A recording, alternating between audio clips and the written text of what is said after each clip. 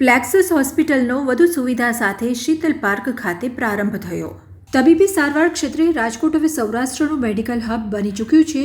નિષ્ણાંત તબીબોની ટીમ અને આધુનિક સારવાર સુવિધા સાથે સજ્જ હોસ્પિટલોને કારણે રાજકોટ હેલ્થકેર ક્ષેત્ર માટે ન માત્ર સૌરાષ્ટ્રમાં પણ એનઆરજી અને એનઆરઆઈ પેશન્ટો માટે પણ ભરોસાપાત્ર બની ચૂક્યું છે. રાજકોટની આરોગ્ય સેવામાં વૃદ્ધિ કરવાના આશયથી પ્લેક્સ મેડિકેર આધુનિક સાધનો અને નિષ્ણાંત તબીબોની ટીમ સાથે શહેરના 150 ફૂટ રિંગ રોડ ખાતે તારીખ 22 સપ્ટેમ્બર 2023થી શુભારંભ થઈ રહી છે. પ્લેક્સ હોસ્પિટલમાં ઉદ્ઘાટન પ્રસંગે ડૉક્ટર દિનેશ રાજે જણાવ્યું હતું કે પ્લેક્સ હોસ્પિટલમાં દર્દીઓને હૃદયરોગના હુમલા સમયે તાકીદની સારવાર મળી રહે તે માટે ખાસ કેથ લેબ ઊભી કરાઈ છે. લેટેસ્ટ ટેકનોલોજીના મોડ્યુલર ઓપરેશન થિયેટરથી હોસ્પિટલ સજ્જ છે. દર્દીઓ માટે 12 બેડનું કાર્ડિયાક આઈસીયુ, સીસીસીયુ અને સેન્ટ્રલ મોનિટરિંગ સિસ્ટમથી સજ્જ છે. એ જ પ્રમાણે સ્ટેટ ઓફ આર્ટ 9 બેડનું સર્જિકલ આઈસીયુની પણ પ્લેક્સ મેડિકેરમાં સુવિધા છે.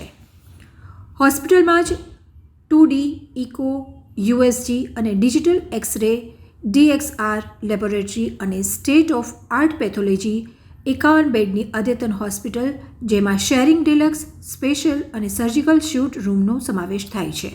હોસ્પિટલમાં જ ફાર્મસીની સેવા હોવાથી દર્દીઓને સુવિધા મળી રહે છે.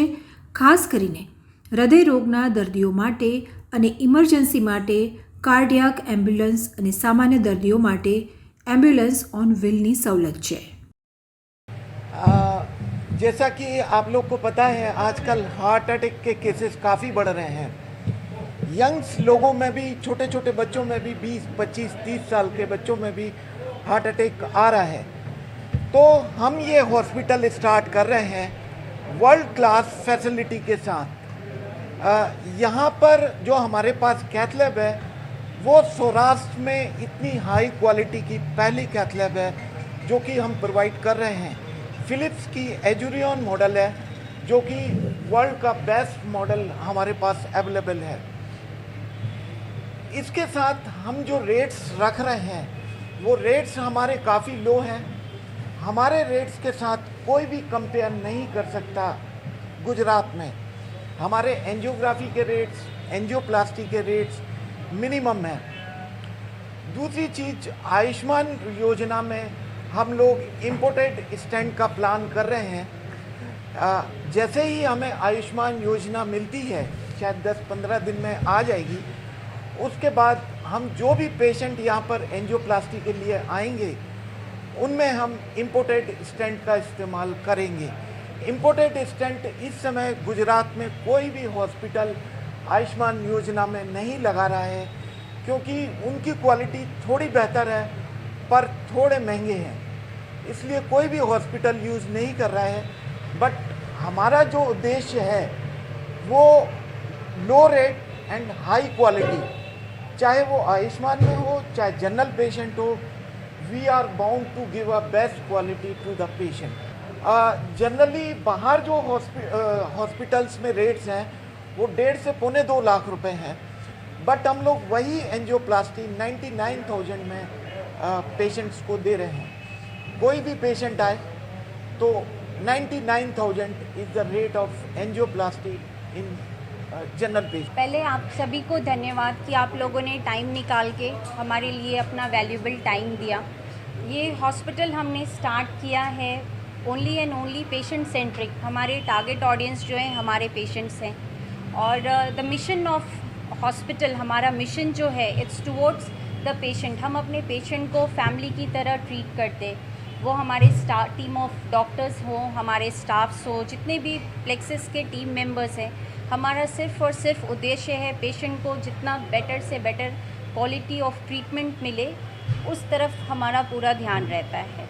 उसमें छोटी सी छोटी चीज़ें, हमारा हर एक डिपार्टमेंट इक्वली इन्वॉल्व रहता है, इक्वली इम्पोर्टेंस रखता है. हमारे पास the best team of doctors हैं, इसलिए हमारा जो एक्सटेंशन हुआ from first unit to second unit, इसमें सबका काफ़ी योगदान रहा. हमारे पेशेंट्स जो हैं वो हम पे काफ़ी ट्रस्ट करके आते हैं. आज आप लोग भी हमारे पास आए अपना मॉर्निंग टाइम निकाल करके, उसके लिए अगेन थैंक यू. और जो हमारा फोकस है, हमने अपने डिपार्टमेंट्स ऐड ऑन किए हैं different department, internal medicine, general surgery. तो हमारा उद्देश्य यही है कि हम अपने हॉस्पिटल को और कितना बेहतर बना सकें। उसके लिए जितना आप लोगों का योगदान रहेगा उसके लिए वी आर लुकिंग फॉरवर्ड। और हमारे टीम ऑफ डॉक्टर्स हैं, plus the best team of Rajkot जो है उसको हमने रखा है, सो दैट जो हमारा पेशेंट सेंट्रिक मिशन है वो हम कामयाब कर सकें। ઇન્ટરનલ મેડિસિન અને ક્રિટિકલ કેર ડિપાર્ટમેન્ટ વિશે માહિતી આપું તો અમારી પાસે કોઈપણ પ્રકારના ગંભીર પ્રકારના દર્દી કે જેમની પૂરેપૂરી સારવાર, આઈસીયુ રિલેટેડ સારવાર અને સાથે સાથે જરૂર પડે તો ડાયાલિસિસ અને આગળની સારવારની પણ સુવિધાઓ ઉપલબ્ધ છે. ઇન્ટરનલ મેડિસિન ખાસ કરીને તમારા ડે ટુ ડે બધા રોગો સાથે સંકળાયેલું છે. તેમ સાથે ક્રિટિકલ કેર એક દરેક પ્રકારની ગંભીર બીમારી સાથે હાર્ટની રિલેટેડ હોય કે એ સિવાયની કોઈપણ ગંભીર બીમારી સાથે હોય અમે એની સારવાર કરવા માટે પ્લેક્સસ મેડકેર સાથે સંકળાયેલા છીએ. એ તો દર્દી જ્યારે અમારી પાસે આવે છે એની દર્દીના રોગની ગંભીરતા, દર્દીનું પ્રેઝન્ટેશન, દર્દીની હિસ્ટ્રી, સાથે સાથે એના આવા સમયના બ્લડ પ્રેશર, ધબકારા, એ બધીની માહિતી, સાથે સાથે બીજા અમુક પેરામીટર્સ જે હોય છે જે અમારા માટે સ્કોરિંગ સિસ્ટમ કહેવાય છે, એ બધી વસ્તુ અમને ગાઈડ કરે છે કે આ પેશન્ટ કેટલું ક્રિટિકલ છે અને એને કેટલા વધારે પડતા ઇન્ટેન્સિવ કેરની જરૂર છે. જ્યારે પણ કોઈપણ દર્દી વધારે પડતું સીક હોય તો જે રીતે આપણે કન્વર્ઝેશન કરી રહ્યા છે, કદાચ એવી કન્વર્ઝેશન આપણને ન મળે. એને ઘણી વખત બ્લડ પ્રેશર ઘણું ઓછું હોય છે, ધબકારા ખૂબ વધારે હોય, ઓક્સિજન લેવલ ઓછું હોય, આ બધા એક જનરલ રૂટીન ચેકઅપ પર આપણને ખ્યાલ આવે.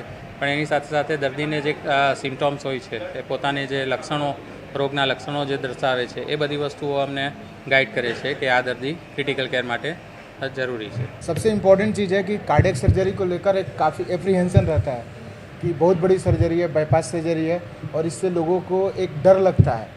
इसके एक आपके एग्जाम्पल है, हमारे ये पेशेंट बैठे हुए हैं भट्ट साहब, हेमंत भाई, ठीक है. इनका सर्जरी हमने जुलाई में किया था, ठीक है. अभी आपको देख के लग रहा है कि उनकी सर्जरी हुई है, बाईपास सर्जरी हुई थी. अभी हमने जस्ट अभी आप लोगों के मन में काफ़ी सवाल आ रहे थे कि आजकल यंग लोगों को हार्ट अटैक आ रहा है. अभी एक मेरा पेशेंट आज से 20 दिन पहले 28 साल का था और उसको हार्ट अटैक तो नहीं आया, फॉर्चुनेटली चेस्ट पेन हुआ था, और यहाँ पे हॉस्पिटल में आया. राज साहब ने उसका एंजियोग्राफी किया और काफ़ी टाइट लेफ्ट मेन निकला. लेफ्ट मेन का मतलब होता है कि जो हमारे हार्ट में दो मुख्य नड़ी होती है उसकी एक कॉमन नड़ी होती है, वहाँ पे 90% ब्लॉकेज था और एक नड़ी में 95% ब्लॉकेज था और दूसरी नड़ी में 60% ब्लॉकेज था. फिर हम लोगों ने उसका बाईपास सर्जरी किया. उसके फादर और मदर को भी अटैक आ चुका था. मदर का ऑपरेशन हुआ था और फादर को 35 के एज पे अटैक आया था. उसको स्ट्रॉन्ग डायबिटीज़ की भी हिस्ट्री थी. तो इस तरह से उसने ऑपरेशन कराया और काफ़ी अच्छा महसूस कर रहा है वो, ठीक है. अभी उसका हम लोगों ने पेपर में भी दिया था, ठीक है, आप लोगों ने भी देखा होगा. इम्पॉर्टेंट चीज़ है कि अभी हार्ट के सर्जरी में आपको एप्रीहेंशन को कैसे कम करना है. तो अभी ऑफ पम्प सर्जरी अपन लोग करते हैं. ऑफ पम्प का मतलब होता है कि हार्ट को बंद किए बिना करते हैं. बीटिंग हार्ट सर्जरी होती है. तो जैसे आप normal appendix, hernia, gall bladder की सर्जरी कराते हैं, उससे भी सिंपल अगर आपको समझना है तो सिजेरियन सेक्शन सुना होगा, बच्चों के डिलीवरी के लिए जो सर्जरी कराते हैं. यहाँ पे IVF के बहुत सारे सेंटर है, उसमें सिजेरियन सेक्शन करना पड़ता है. 6 से 8 इंच का इंसीजन देते हैं, इसमें भी 6 से 8 इंच का इंसीजन देते हैं. दूसरा एक कीहोल सर्जरी करते हैं जिसमें 3 से 4 इंच का इंसीजन देते हैं, ठीक है. और इसमें आपका जो रिकवरी है बहुत ही फास्ट होता है और 3 से 5 दिन के अंदर आप घर पे चले जाते हैं. नॉर्मल बैठ के काम आप जो करना है 1 सप्ताह के बाद से शुरू कर देते हैं और जो हैवी काम है वो 1 से 1.5 महीना के बाद हैवी काम भी कर सकते हैं, ठीक है.